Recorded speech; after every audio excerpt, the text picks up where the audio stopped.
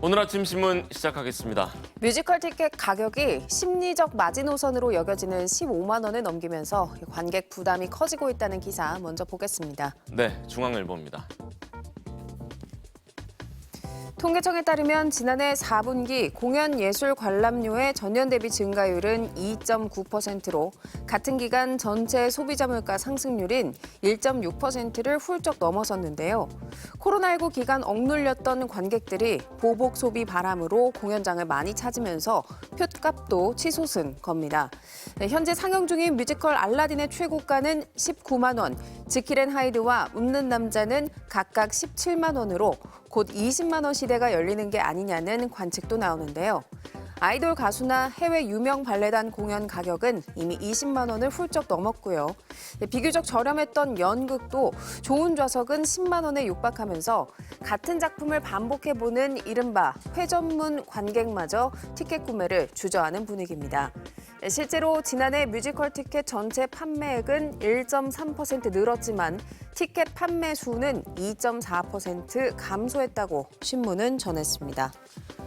다음은 한국일보입니다. 외국인 보호소는 정부의 강제 퇴거 명령을 받고도 출국을 거부하거나 당장 출국이 불가능한 외국인을 모아서 강제로 수용하는 곳인데요. 지난 2022년 3월 반인권적인 사실상의 구금이라는 이유로 헌법 불합치 결정을 받아 설치 근거가 오는 5월 31일이면 사라질 예정입니다.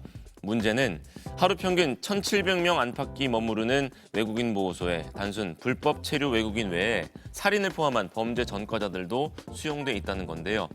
법무부에 따르면 18개월 이상 장기 보호 외국인 152명 가운데 32.9%가 형사범입니다. 법 개정 작업엔 통상 4개월 이상 걸리지만 국회가 탄핵과 특검법 논의로 인해 법 개정에 진전이 없어 이들이 풀려날 위기에 있다고 이 신문은 전했습니다. 이어서 한국경제입니다. 내수 경기 침체의 여파로 수도권 상가까지 경매시장에서 외면받고 있다는 기사입니다. 서울 종로구의 한 주상복합 상가는 경매에서 무려 11번 유찰된 끝에 지난달 감정가의 10분의 1 가격인 3천만 원에 겨우 매각됐는데요. 서울 상가의 지난달 낙찰률은 15.5%, 경기 지역은 14.8%로 경매 시장에 나온 상가 10건 중 1건 정도만 새 주인을 찾은 겁니다.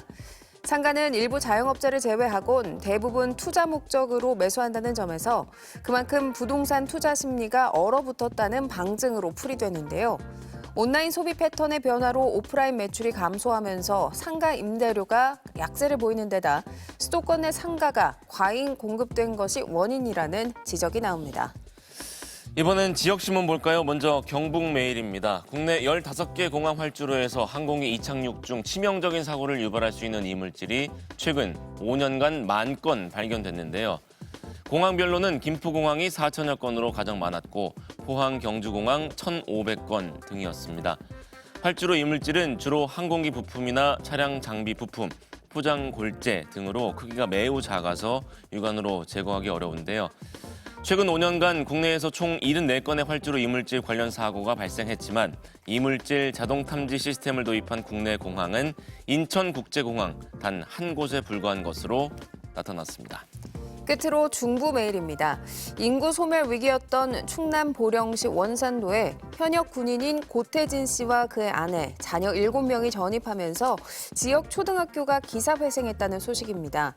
고 씨는 군 전역 후 제2의 인생을 설계하던 중 보령 해저터널 개통 소식에 보령을 방문했고요.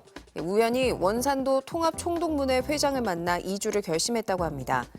전교생 12명으로 존속이 불투명했던 광명초등학교에 7남매 중 4명이 전학 오면서 폐교 위기를 단번에 벗어나게 됐는데요.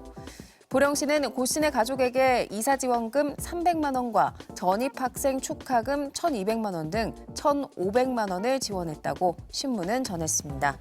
지금까지 오늘 아침 신문이었습니다.